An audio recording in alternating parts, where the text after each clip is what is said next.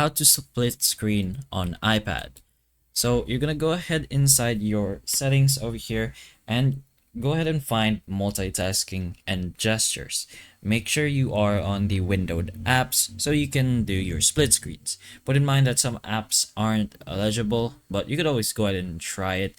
Most of them are, but anyways, you can go ahead and choose whichever app you want to do a split screen. Let's go ahead and test it out. We're gonna go ahead and enter this game. We've already did a split screen for this game actually, but what you're gonna have to do is go here on the top and then, oops, my bad.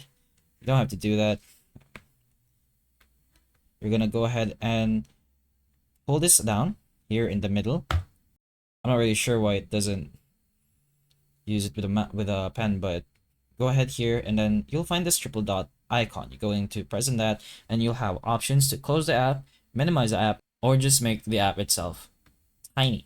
So it's going to be over here. Then you can resize it if you like so. I think that's the smallest size it can go. You can just go ahead and adjust it to wherever you want it to be in the screen. And then you can also choose other apps if you'd like. Let's say YouTube over here. We can go ahead and pull the top screen down. Make sure you pull it from the middle over here and then press the triple dot button again and then minimize it.